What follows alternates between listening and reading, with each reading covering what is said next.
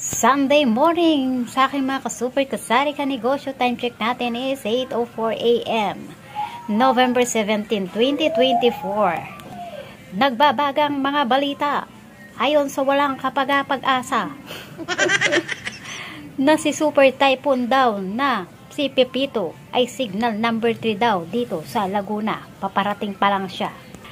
Expect ko nga kagabi or kanina madaling araw ay darating na siya. Kaya naman naghanda na ako ng tubig. Nag-ipon na ako ng tubig kagabi bago ako matulog. Natulog na ako ng 12. Mag-1 midnight na pala yun. Dahil nga nag-ipon pa tayo ng tubig. At marami pa tayong ginawa. At tapos ay nagising pa tayo kanina ng 5 a.m. na yon. Ayon nga kay walang kapag-asa na si Bagyong Pepito nga daw ay signal number 3 daw dito sa Laguna. Sana naman ay huwag ka nang tumuloy, Pepito. Umuwi ka na lang kay Pepita. Dahil si Pepita ay naghihintay sa iyo. Doon ka na lang kaya sa mga lugar ng mga demonyo. Huwag dito dahil napakabait ng mga tao dito. Tumatawa lang ako, Pepito. Pero ang totoo niyan, kapag humangin ka na, ay panigurado naman. Panginig na ako sa takot. At bilang paghahanda sa iyo, Pepito, ako ay nakapamili na ulit ngayong umaga. At meron na rin tayong mga pinabili kahapon sa aking bunsong anak. Para sa ating paghahanda sa ating Bagyong Pepito, heto na, nagpabili na nga ako sa anak ko nitong ating Doughy Donut kahapon at hindi ko pa siya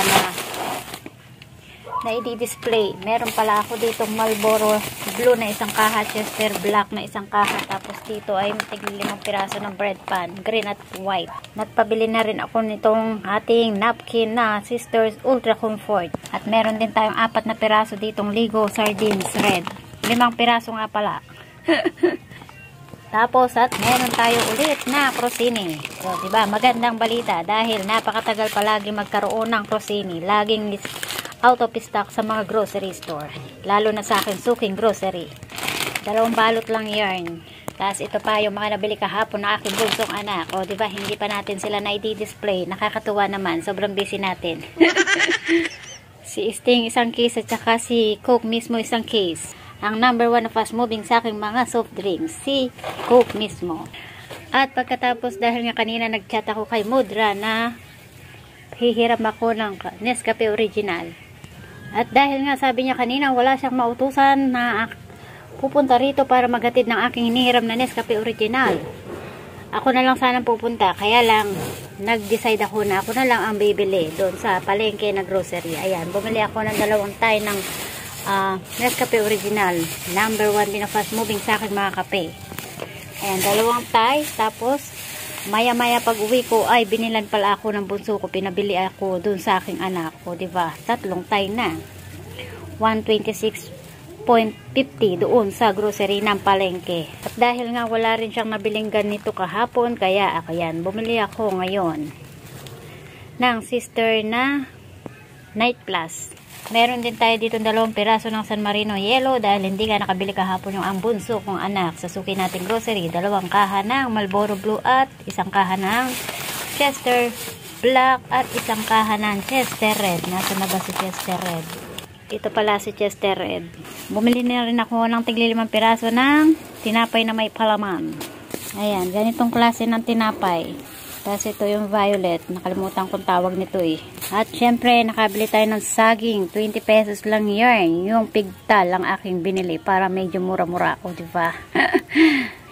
Kailangan maging wais sa panahon ngayon dahil taghirap ang buhay. Ayan, meron din tayong pinabili kahapon na 5 balot ng burger buns. Dahil panigurado magiging mabenta ang ating burger buns dahil sa Bagyong Pepito. Yan pa ang ating mga kalat. Ang dami nating stock. O diba? Chicheria pa more. Tapos may stock pa tayo dyan ng mga kape. Ayan. Kaya naman ang pera natin sa tindahan ay nandito na sa mga stock natin. Kaya kailangan natin makabenta para maging pera na naman at makapamili na naman tayo ng panibago.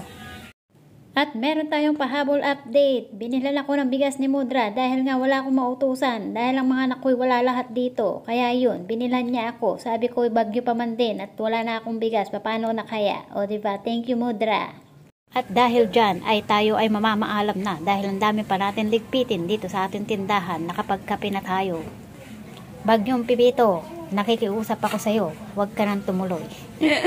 Mag-ingat po tayong lahat at magdasal po tayo na huwag sanang tumuloy na ang mga bagyo kasi 7 bagyo nga daw ang magkakasunod na yan. Kaya sobrang nakakatakot talaga. Wala pong ibang makakatulong sa atin kundi Panginoon, kaya taimtim po tayo magdasal lahat. So hanggang dito na lang, more benta po. Blessed Sunday sa ating lahat. Thank you for watching and see you on my next vlog. Bye-bye!